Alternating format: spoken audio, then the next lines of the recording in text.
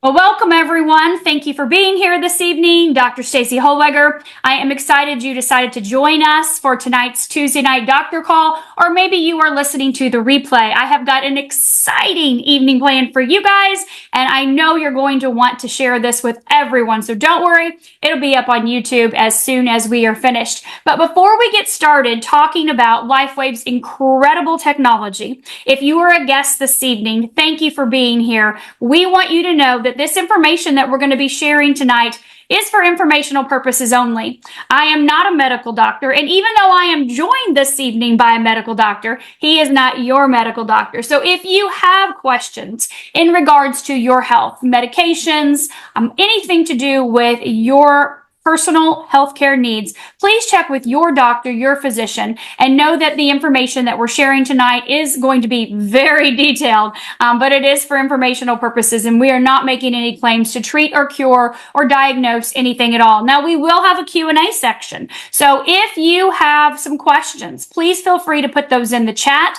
Dr. Kneller is here this evening. He is a cardiologist. He's a heart rhythm specialist. He's an electrophysiologist, and he is excited about LifeWave and about using this in his practice. And he has done some phenomenal research already with patients, and also excited to be doing further research with David and with LifeWave in the very near future. So, Dr. Kneller, I want to give you the floor the whole time. I would love for you to please share with everyone, how long have you been using LifeWave? What was it about this technology as a cardiologist that made you say, oh, I'm in, I'm definitely interested, I want to hear more? And please tell us if you have any personal experiences. And of course, I know you have a fantastic PowerPoint presentation. Getting to meet you at conference just the other week, and you had that portfolio. I was like, wow, we have got to get him on here, because I know we have so many people that are so excited to learn more. So thank you, Dr. Kneller, for being here this evening, and I will let you take it away. Oh, absolutely. Thank you, Dr. Stacy, so much. And it was great to connect with you at LifeWave 2024 in Dallas. That was a fantastic conference. And I was in the audience when David gave you your very prestigious award up front. And, from everyone at Team Evolve, we're very proud of you and for hosting such a phenomenal podcast and getting the information out. It really is incredible. And I have to thank Team Evolve for their support of my LifeWave experience and for getting me connected and helping me to coordinate some of the research findings that I'm going to show to you this evening that I think are super exciting. I'm in conventional medicine. I also practice some holistic cardiology. I'll tell you about that. My background is engineering, and as an engineer, I'm always looking for solutions that work. We have problems. People have problems. Do you have a solution that works and can solve those problems or address them, and do that in the most efficient and minimalistic way possible? And that, of course, would turn on anyone to LifeWave if they have the opportunity to experience those benefits for themselves. So I was first patched in March of 2022 at a conference. There was a booth. I had some shoulder pain at the time. Ice Wave was placed on my shoulder over my suit jacket, and I immediately experienced a 50% reduction in shoulder pain, doubled my range of motion. So that was absolutely fascinating. And then I'm very interested in supplements, and probably many of us supplements, and I have been taking glutathione supplements myself for a long time, recommending those to many people, paying a lot of money for high quality glutathione supplements, never really feeling any different, but understanding this is probably really good for me in reducing inflammation. And then what a very interesting concept that you can put this phototherapy patch on your skin. It's going to reflect your own light energy back into you and activate your own glutathione, perhaps by 300%, so you don't have to actually swallow the supplement to get the benefits of glutathione. So I tried my first glutathione patch, and I happened to have extensive seasonal allergies, and it was in allergy season. I put the patch on and immediately stopped sneezing. Wore it for the recommended 12 hours, took the patch off, started sneezing again. So I was like, wow, I'm actually experiencing the benefits of glutathione, even though I haven't actually swallowed any glutathione. So that was one experience that really had me on the hook. And then, in Arizona, we hike a lot because it's a desert and there's not a lot else to do. So I had purchased the carnosine patches to experiment with those and do these very standard hikes in the mountains, in the desert, and started wearing carnosine. And within 1, 2, 3 sessions, I felt like I was on an escalator floating along these trails and up the mountains. I'm like, I'm not getting fit that fast. There is something here that feels like it's transporting me. My level of muscle and fitness performance was elevated so dramatically with the introduction of the carnosine patch, and that was just beyond fascinating. And so I've been hooked ever since, and using the patches for myself, and recommending those as I have opportunity. So that's my personal experience with LifeWave. I know many people have had their lives saved. We have very dramatic testimonials. Mine aren't so dramatic, but they're very important and deeply meaningful to me. Well, I'd love to ask you again before you go further. You said that you found out about this at kind of like a conference, trade show kind of thing, an expo, and someone put the Ice Wave over your coat jacket and it worked? Yes. So the idea is that LifeWave patches will be activated as far as 6 inches from the surface of your body, that you are still in the biofield of that person, and the patch will activate and it will be effective up to 6 inches away from you. And if you happen to be wearing a suit made of wood and you were covered in 2x4s, the patches would be effective through that physical barrier. Wow. So over top of your suit jacket, someone put stickers, and I got the benefit in my shoulder. We put them on our skin, but interestingly, they don't have to be directly in contact with your skin to activate. Wonderful. Which is, again, just speaks to kind of the spooky power of the whole technology. Mm-hmm. And that was just very interesting to me. So let's be aware that that's a possibility, that we can put these on the outsides of our garments. Fantastic. So that's kind of my own experience, and of course I've expanded my range of usage with the patches dramatically, like all of us have once we get turned on to the technology. And then I'm looking for ways to understanding the dramatic health benefit that I felt. I'm naturally curious, how can I measure these things the way we measure other indices of performance in cardiology that would give us additional mechanistic insights into how the patches are actually changing our bodies, in a way that us cardiologists are used to receiving that information. So after thinking about it and plodding along, I was able to design some studies that did exactly that, and the results turned out to be quite astonishing. So I will have my second presentation at the American Heart Association on November 18 in Chicago, a moderated poster session on LifeWave technology and the effects on global heart function. So that is a clinical presentation, and that follows on the heels of another acceptance to the American Heart Association from August of this year at the Basic Science Conference, where I presented a more limited data set at that conference and received a lot of attention from the basic scientists working in the cardiovascular space as well.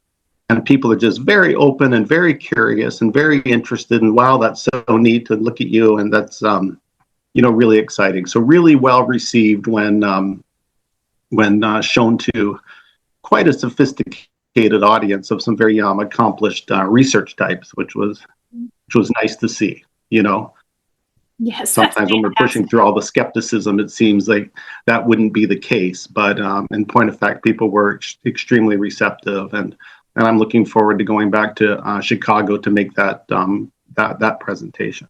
Mm-hmm.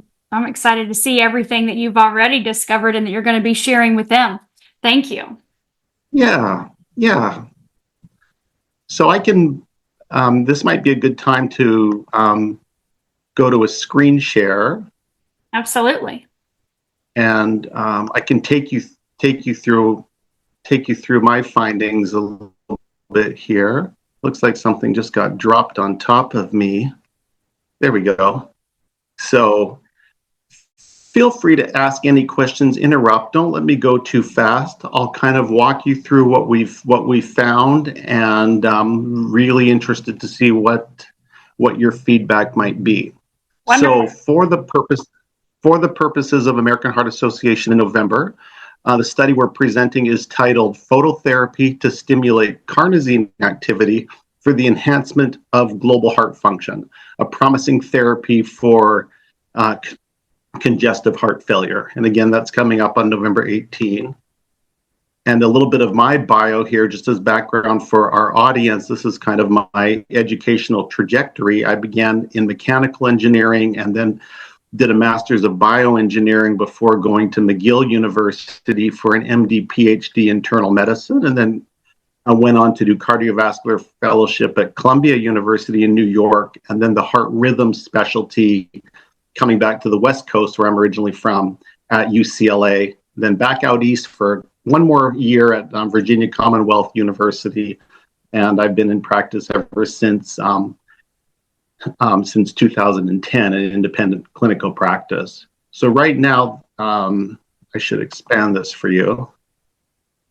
Sorry about that. So right now, my two practice locations are one at Natural Heart Doctor in Scottsdale, Arizona. That's a second opinion consult service where we do Zoom consults for cardiology patients all over the country, advising them on how to understand root causes of disease and hopefully reverse those root causes. A lot of detox, a lot of gut health work, natural supplements to help people eventually transition off of their pharmaceuticals is often the goal of that practice. It's very satisfying. We meet very interesting and motivated individuals, and I'm happy to help any individual through the Natural Heart Doctor service. And again, that's available to anyone in the country through Zoom. And then I'm also a member of a group in Lake Havasu, Arizona, and that's a traditional, conventional cardiology, electrophysiology practice. And really a great setup and situation there. We're helping a lot of individuals. That service is available on your insurance. If you've made one visit to Lake Havasu, we can do the rest of your care by telehealth if that's appropriate. So anyone is welcome to come and visit me in Lake Havasu should they wish to. Wonderful tourist destination, lots of snowbirds. Our population triples in winter because it's such a nice climate and right on the water. So daily life is a mix between the electrophysiology laboratory, where we're ablating complex rhythms or putting in pacemakers, defibrillators, and office-based practice. And really a privilege to be in that healing clinical role. So I'm excited all the time for my daily real-world practice life. Moving on to LifeWave and this technology that is so fascinating, and I've tried to understand it a little bit better and to put it into the context of human biofield energetics, which is a topic I had been researching independently before I was introduced to LifeWave. We know that the LifeWave patches contain a crystal that reflects back our own biofield energy, certain frequencies of our own energy, back into our bodies. And that's often done along acupuncture points where that energy can penetrate back into us more effectively. But what is the origins of the biofield energy that our bodies are constantly emanating?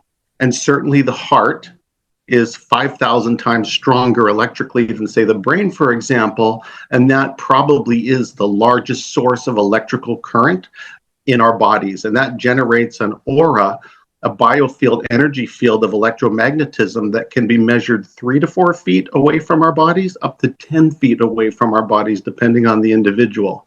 And so that would be represented in this figure on your screen here with the larger torus field.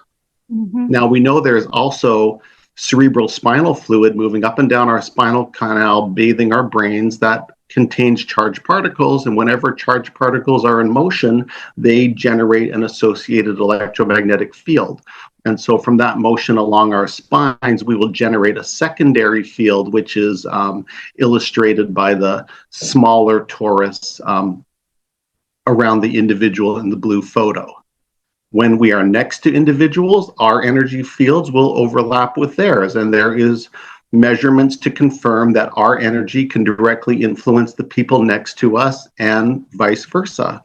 So being energetic beings is a very exciting thing, and the fact that we can influence our neighbors with our energy is fascinating as well. So just a little bit more on the movement of cerebrospinal fluid. As you breathe, you're actually flexing your sacrum, and that contributes to propelling cerebrospinal fluid up and down your spine, for example, and the sutures in your skull also demonstrate some flexibility and respond to the changes in pressure as we breathe, and both of those forces are circulating the cerebrospinal fluid, which is a fair amount of motion of charged particles, which does generate an electromagnetic field.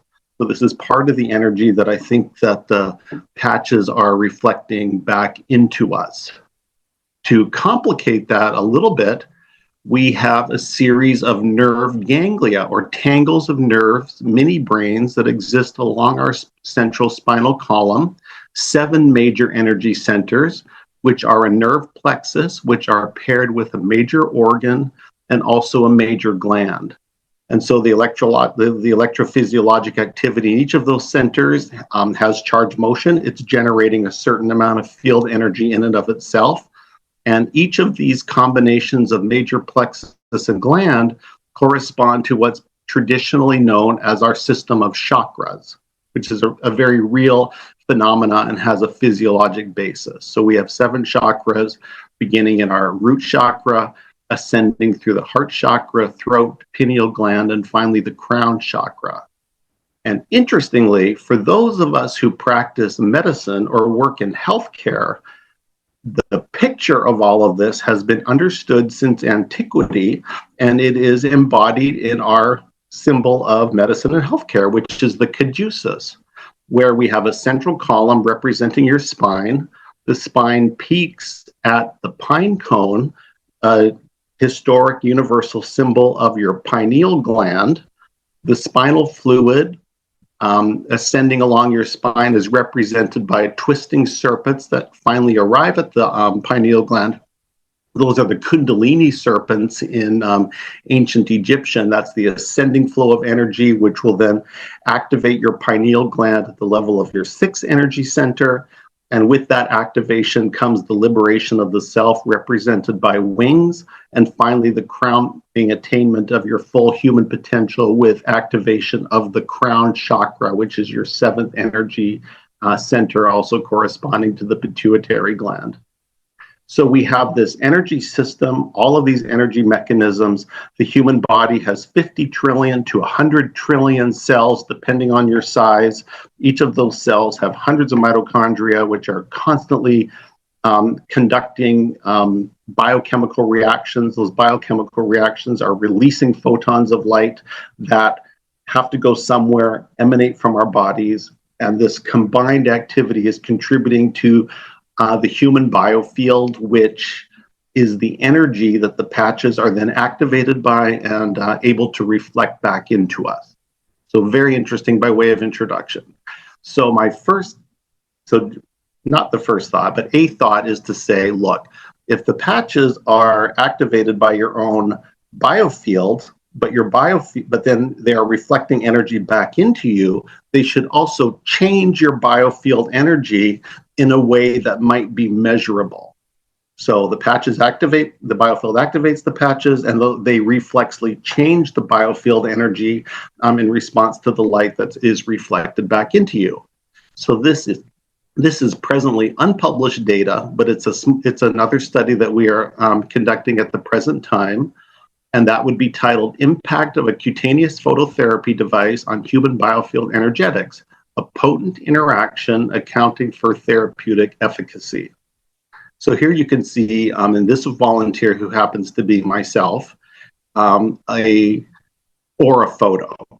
They're commercially available. They're in crystal shops, lots of those around Arizona, for example. And the software can take a picture of your energy field. And here you see on the top at baseline my 3 pictures of my energy field, frontal and in profile. And I'm predominantly red with a tinge of orange at baseline, corresponding to me really emanating from a root chakra, for example, which I find most common often when I have a photo like this taken. So that's kind of where I live. I'm kind of a root chakra person, kind of primal, I guess, in that regard. And then with our protocol, and we tried various combinations of patches, and the ones that gave us the most interesting color shifts, which is what we're looking for, was Alavita. So Alavita applied to the forehead, and our protocol was to simply do the baseline photo, tell the person, try not to change your internal state. Don't go get excited or worked up or angry, just stay in a calm, positive state of mind. And 30 minutes after application of Alavita, let's repeat your aura photo. So here it is, 30 minutes later, and now I'm a green-yellow aura. So I've gone from root sacral chakra up to heart chakra with the Alavita patch. Now we know the Alavita patch will do rebalancing of a number of your major organs, but has its greatest activity in the brain. And it's in the brain even when it's placed in your above the navel, for example, or on the back of the neck. Putting on your forehead is probably the strongest effect, but it really does activate the frontal lobe. So we would expect it to pull energy up towards those energy centers that are in the head. Whether it's the pineal gland or the throat or the crown chakra, and that's definitely the sort of effect that we would see. So the software from this camera, it will generate a couple of graphs for you. And here you can see the baseline balance of each of your 7 energy centers from sacred up to crown. So I was very low in crown, very high in sacral energy, giving me my overall red color. And then with Alavita, we saw the sacrum pulled down by 2, and those energies were injected into the crown chakra, which went up by 2. With some oscillation of the intervening chakras, such that my overall color shift was from red to yellow-green. And then with that, you get a redistribution of mind, body, spirit energies in a way where energy was taken out of my body, for example, and injected into spirit, which was very interesting. Another representation of the same phenomena, but the energy shifting towards crown chakral activity, as was activated by the Alavita patch. So very interesting how the energy system is perturbed by Alavita, and how Alavita is pulling you up towards its major source of activity. Other interesting things to go along with that are rates of vibration. We're all told in success classes and whatever else that we need to raise our rates of vibration to become more effective human beings and individuals. And this graph, the software from this program will output your vibrational rates corresponding to physical, emotional, mental, intuitive. And I'm not sure how it's calculating all these things, but it is very interesting and corroborative. Where here you're at kind of the 300 kilohertz to 200 kilohertz range, and then with Alavita being pulled up to the 500, 600 range, with a nice even balancing of physical, emotional, intuitive, mental being a little bit higher than that. So with that upward energy shift that we're all told is so good for us, with an energy rebalancing at those higher frequencies as our energy is pulled up to the crown chakra level. Very interesting that the software could detect that as well. And then it will also give you a plot of your emotional stability, where the number of oscillations in this graph, for example, the more oscillations they are, the more sort of agitated or stressed you are. And then as that balances out and those oscillations are reduced, you become balanced, centered, less emotionally labile, for example. And so with that, despite the increase in frequency, the increase in energy level, there was that energy stabilization that also occurred, and the graph picked up on that. So some very interesting insights into the impact of the patches on our physiology, which I find fascinating. First of all, it tells you these things are really changing you, and you're activating the patch, but the patch is going back into you, and it really is making changes in your body. And this has been a very interesting way to quantify that and understand what's possible. I'd love to just examine all sorts of patch combinations with the Oraphoto technology that will hopefully happen in the future. So just by way of contrast, here is a friend of mine who came with me to do these experiments. And as a volunteer, he's a devout Muslim individual, prays 5 times a day, speaks 8 different languages, is very intellectual. His baseline color was already blue. So he's already at the level of his throat and pineal chakra, for example, at baseline. So he walks in with that. Lots of orthopedic issues. So knees are a problem, and you can see these energy deficits in his biofield associated with his back and with his knees, where a lot of orthopedic issues, and the energy deficit that results from that. So again, that's good corroborative evidence that the Oraphoto really is sampling your energy accurately. We applied the patch, and after 30 minutes, Alavita also pulled him higher. There wasn't much higher he could go, but you see the purple hues start to emerge, which is the crown chakral activation. And that energy was surrounding him, and you see that the energy deficits begin to blur a little bit. So they smudged. So even that energy rebalance was also bringing energy into areas of deficit that was resulting from those older injuries. So is your shift in color the whole story? I'm not sure. He was thrilled with the increase in brain clarity he experienced immediately with the application of Alavita. So had a strong clinical effect and experience of benefit, even though his Oraphoto wasn't, as big of a leap. So it doesn't tell the whole story about therapeutic efficacy with the patches, but still very interesting. And he was just thrilled with the whole experience. So moving on to some of the conventional studies that we've done, I have a couple of case reports, and these are published, so they are available online. You can download them. You are free to use them in your business contacts and to show to individuals examples of how the patches can be efficacious in literature, which, even though they're case reports, these are peer-reviewed sources, which indicates a certain level of credibility. So this is a common scenario in cardiology practice where individuals will undergo heart catheterization using a radial approach. So the radial artery is in your wrist. You put a sheath into the radial artery, and then you'll use this to advance catheters up to the heart to do your angiogram, for example. So this happens a lot. And as you can imagine, there can be injury resulting from this. The needle stick can damage the radial nerve. You can have trauma to the blood vessel. Other sorts of things can happen.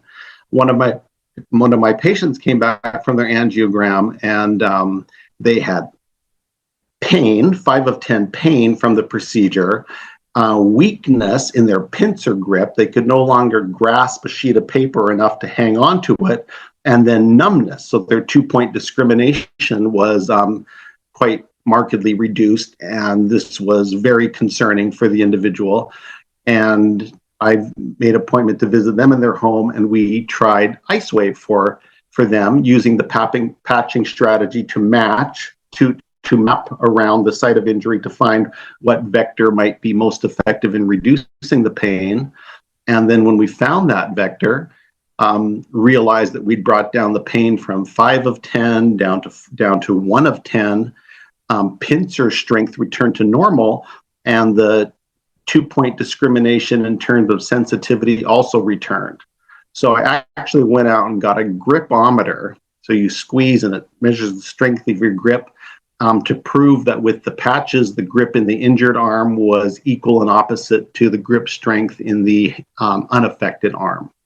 So that was a very dramatic result, which really addressed three modalities of function. It was the strength, the pain, and then the 2-point discrimination, all addressed virtually instantaneously with the ice wave patches. So that was a nice clinical write-up, and that is now available in the literature, and that actually found its way into our studies last year. Here's one a little bit more recently that took more time. Sorry if these images are a little bit gory. I think life waivers can handle that, but here is a infected pacemaker pocket. So the pacemaker has been removed, and because of all the debridement of infected material that had to go with that, leaves a fairly sizable crater wound, as you can see. One accepted strategy for wound healing is just to leave the wound open, and you pack it with a sterile dressing every day or every other day, and that wound will heal by secondary intention. So rather than sewing this closed, you just allow it to heal from the inside out, and that's healing by secondary intention. So with this particular patient, I gifted her with X39 patches to place next to the device every day. And so she would have her regular wound dressings, and it was visited by a nurse every other day, and was wearing X39 every day. This is an 83-year-old woman who's largely wheelchair bound. And the wound care company said they noticed 50% faster resolution in her lesion compared to standard wounds that they saw. And the lady got better appetite, her sleep apnea improved, she was feeling more energetic and mentally clear, so having a great experience. But we just had this accepted to the Journal of Innovation in Cardiac Rhythm Management. It is not yet in press, but I was just notified yesterday that this will be the citation when it does appear later this year, in December, it looks like. And there we have 50% faster healing documented, and a good example of that that will appear in the clinical literature in response to X39. So that wound closed in about 6 weeks' time, and it would have taken much longer. And then you can see from where the scab formed to nice maturation of the scar, kind of at the 16-week period, just how nicely that scar is resolving. And that's kind of where we stopped the study and made our report. But I was thrilled to have that accepted. This is a PubMed indexed study, so it would appear in PubMed, and you'll be able to Google that one shortly as well. And please feel free to use this in your product demonstrations and in your approaches, attempts to influence others towards the utility of LifeWave. These will be available for everyone. And of course, the message is, if it can heal this so much faster, why would it not heal anything else so much faster? And since we're all having little internal injuries all the time, and our bodies are always trying to heal from those little struggles that are unavoidable, why not wear the patches on a regular basis so that you're always healing so much faster in response to the injuries that we're going to inevitably experience. So for me, it's just a argument, another demonstration to keep patching and to aggressively patch in the setting of a particular injury.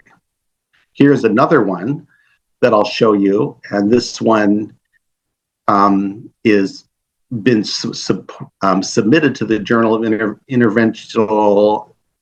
Invasive Cardiac Electrophysiology, and I'm waiting to hear back on that. But here's a very large woman who had a pacemaker implanted here, and because it's very hard to achieve hemostasis sometimes when that's happened, has a lot of bruising around the sites, lots of swelling, lots of bruising that occurred. This is about 5 days after the device was implanted. The bandages are still on. Very interested in complementary therapies. So for her, we did X39, carnosine, and glutathione on a daily basis, rotating those around the wound, moving them so they were in different places at different days, but always the combination of the three, looking for a synergistic action compared to just X39 by itself. So from this scary looking scenario to here, completely nice, very nicely healed and well on her way to being better. The time difference between those photos is, please guess, it's in point of fact 6 days. So I posted those photos on Twitter, now X, to the electrophysiology community, the community of my colleagues, and I said, gentlemen and gentlewomen, please estimate for me the healing time that you would expect in your practice between these two photos. And here is that 46 votes final result of what other electrophysiologists would have anticipated.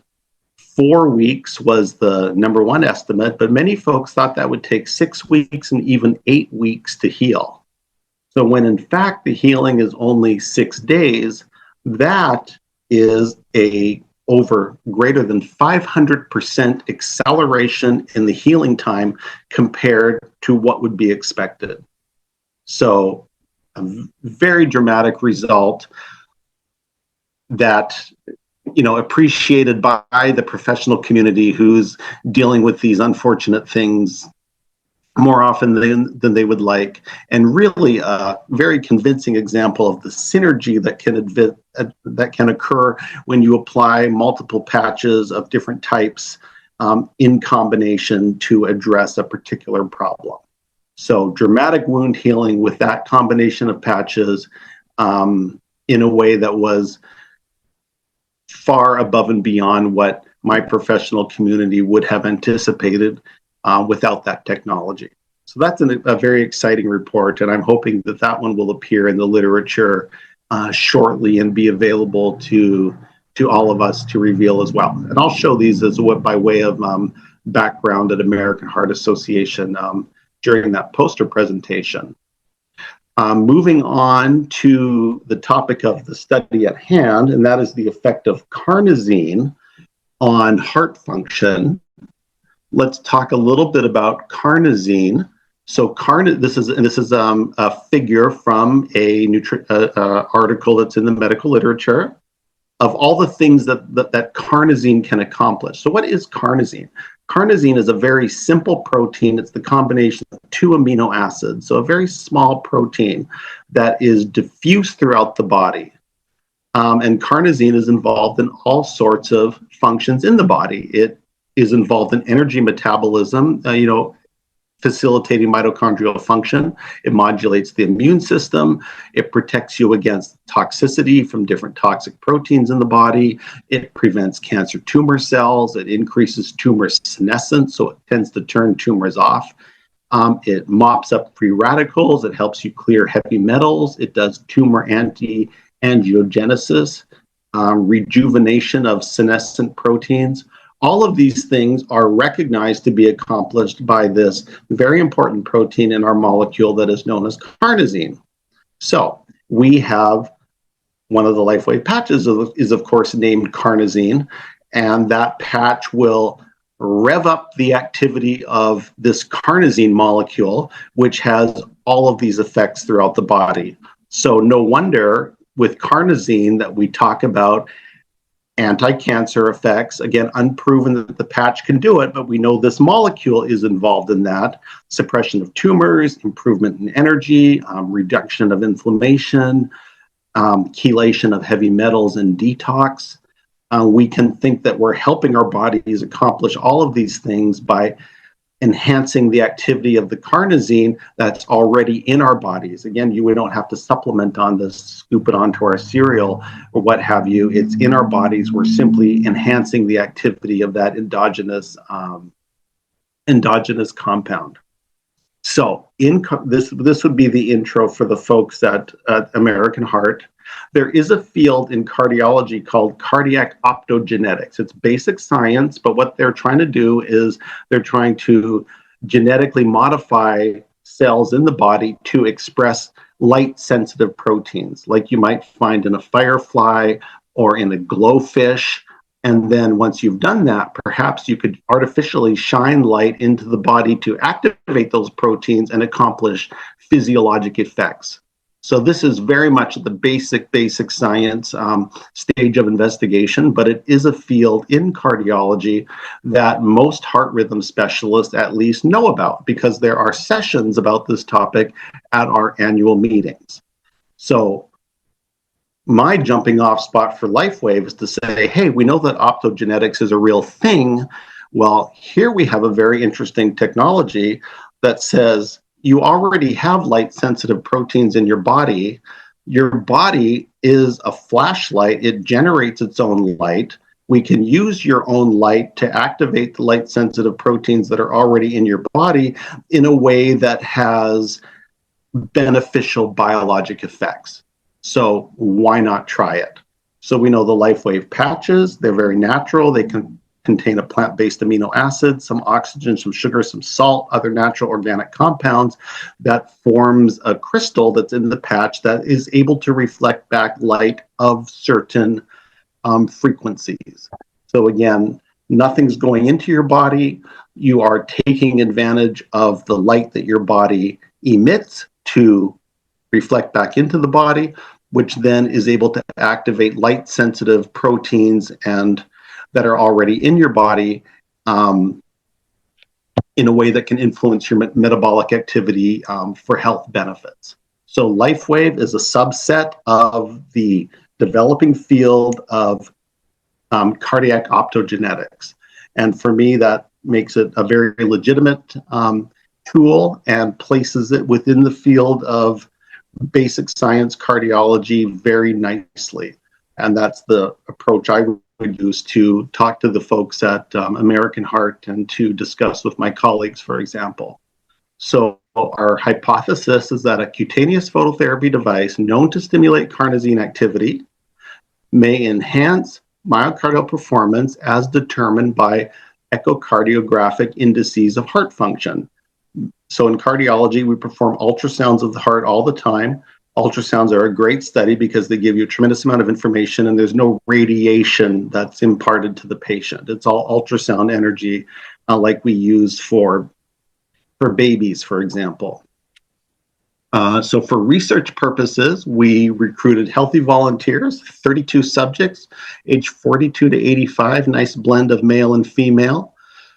And for the purposes of research, we would plaster carnosine patches over the heart. So over your left thorax here, where we know that the heart sits, wrapping right around into the axilla, because a lot of the heart is deep in your body. And you want to completely surround that organ and flood the organ with carnosine activation to the full extent that it was possible.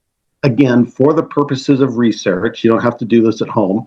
And I'm not sure it'd be wise to anyway, but we wanted to really see if we could elicit a meaningful biologic effect by saturating the carnosine mechanism. So then we would perform an echocardiogram of the heart, ultrasound of the heart, measuring the function, the tissue velocities, rates of blood flow across the valves, both at baseline, and then again 30 minutes, 20 to 30 minutes after applying the patches. So here's a representative example of a test subject, and those are all carnosine patches from the sternum right around to the axilla. Everything there is carnosine, and I can tell you about the story about how we came to this protocol as well. You know, at first it was like, we're going to use energy enhancers everywhere. Let's put on some Eon. Let's put on some X39, and the heart function actually went down, and had to think about that for a long time. But what I think happened is that the patches were relaxing all of the peripheral vasculature. And when the peripheral vasculature all relaxes, the heart at rest says, I don't have to work as hard to maintain this. So it actually was beating a little bit less forcefully because we had lowered all of the peripheral resistance. So that's probably what was going on in those studies. It's more exciting when you can improve the function of the heart. And that switched us to finally discovering this carnosine protocol where we're saying we're just going to use one patch. It's going to be carnosine. It's going to be lots of carnosine. It's going to be right around the heart. And let's see what change that has. So here's a representative measure, and I'll show you videos of this in a sec, but these are the kinds of measurements. This is your left ventricle, the main pumping chamber of your heart, your right ventricle, right atrium, left atrium. And We measure the squeeze function, so how much the main pumping chamber collapses per heartbeat. Here, 70%. Very nice and normal. Different measures, 77% with a different measurement technique. Then apply the carnosine patches, and 30 minutes later, that 70% has gone up to 78%. And this 77% up to 82%. So wow, the heart was in fact making a more vigorous squeeze in the presence of the carnosine patches. Here is one of our healthy volunteers. This is a 54-year-old woman, and I'll try to run these movies side by side so you can compare them. But there you have the function at baseline and in the presence of carnosine. That's a video of the left ventricle. So that cavity is the left ventricle, and the amount that it empties will tell you is the overall squeeze function. So I think you can see on the carnosine where some white, very echo-intensive structures on the side of the heart come much closer to each other. They're almost touching in the presence of carnosine, whereas they never quite get that close on our baseline images. And this is a 70-year-old man, and we measured a very large change for him from 62% up to 76%. That's a 14% change in his overall ejection fraction. And that is an astonishing result. Across 30 subjects, we could claim 6 to 8% improvement on average in ejection fraction, but some individuals were much greater than that. And very significant for cardiology in that 55% is the low end of normal. So if you're 55%, you're still normal. If your ejection fraction is as low as 35%, it's like you're going to die and we need to implant a defibrillator because your risk of sudden cardiac death justifies that you live the rest of your life with a defibrillator to protect you. So that's a 20-point spread, 35 to 55. And we use lots of drugs, lots of intervention, pharmaceuticals to try to tease up heart function when it's low. And every gain that we make is significant. Did you get it up by 5%? Did you get it up by 10%? It means everything to somebody in terms of their symptoms, in terms of their longevity. So to have that be your daily routine of titrating drugs for heart failure, for example, to then come in and see this result where we put stickers on your chest, no drugs or chemicals go into your body, and after 30 minutes, the pump function of your heart has gone up by 14%, and it's visibly obvious that that's the case. That result is astonishing. It's just astonishing. And that's the interest for American Heart Association. So that will be really fun to see how it's received in that particular forum. And of course, we made some average measurements, some statistical significance to prove that result overall. And again, we could claim 6 to 8% on average because some people had very small responses, kind of 2 to 3%, whereas other ones had these dramatic results that you could appreciate. I kind of skipped over this slide, but this is another example of from a 54-year-old woman, for example, one of our volunteers. Are you guys seeing this error message on the screen? All I see on the screen is someone drew a green line on the right-hand side of your screen, and I don't know how to get that off of there. You don't see this low system resources may affect audio quality? There, no. I think I killed it. Nope, not at all. You're good. There you go. So, sorry, this is the 70-year-old man. That's the one I showed you. Somehow, this is our 54-year-old gal. Just another example. The echo images are a little bit clearer here, but just look at the squeeze function of the baseline image compared to the carnosine image. You know, which heart looks more vigorous to you? And again, we measured her when we made all the technical measurements, kind of a 12% increase. But there, for me, it's readily apparent that the squeeze function I thought I had these on continuous loop, but there you can see them together. Much more impressive in the carnosine arm of the study. Just remarkable. I mean, those pictures are 30 minutes apart in the same person. They haven't taken any medication. They haven't eaten. They haven't worked out. All they've done is laid there on the echo table. They've done nothing between these two studies except have these patches applied over their heart.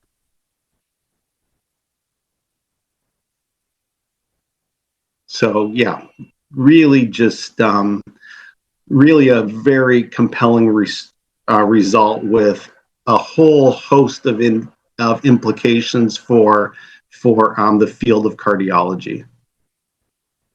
And so there's some of our average measurements. A few other things that we could measure is when the heart contracts, you can also measure with Doppler and echo the velocity of the muscle contraction. So does the muscle actually squeeze faster in the presence of the carnosine than at baseline? And we proved that, yes, that was the case along the interventricular septum, which separates the two major pumping chambers.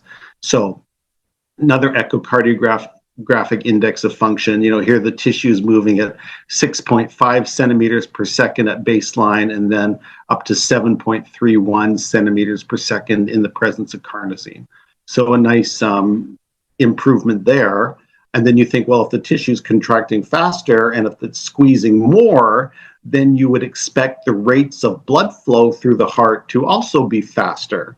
And indeed, they were also faster. So here we can measure the rates of blood flow across the heart valves as the blood makes its way through that organ, for example, whether that was in between the top and the bottom chambers or exiting out of the bottom chambers.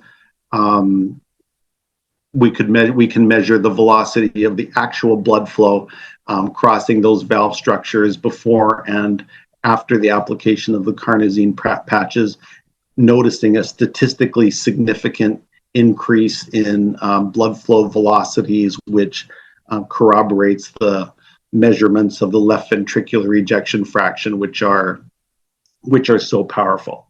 So lots of blah blah for our friends at American Heart Association. 8% improvement in ejection fraction, 6 to 8% improvement overall with changes in tissue velocity and blood flow velocity. So we have a self-powered wearable device that enhances myocardial function and overall myocardial performance and overall heart function. And this indeed represents a compelling, unbelievable, compelling therapy perhaps for congestive heart failure at a future date. So I've done a lot of talking. Just to summarize what we've talked about here, we talked about biofield modulation. We saw that the Alavita patch can give you a cephalad or headwards shift in your dominant expression of energy, achieving an overall chakra rebalance, increase your rates of vibration of the physiologic systems within your body while imposing an overall energetic stability for your overall expression arising from the human aura, for example. And then we looked at some wound healing examples that were very compelling. We saw improved strength, mobility, and sensation with the ice wave patch in the setting of pain and some tissue injury. 50% faster wound healing with the presence of X39 alone, and up to 500% faster healing with the combination of X39, carnosine, and glutathione. So very dramatic changes in healing rates, which is exciting. And then for our main event, the enhanced cardiac function brought about by the carnosine patches with an overall improvement of the left ventricular ejection fraction of 6 to 8%, a statistically significant result in a large cohort of individuals across both genders and a large age spectrum. And with that, improvements in tissue velocity and in mitral inflow, blood flow velocities through the heart. So that's our research findings to date.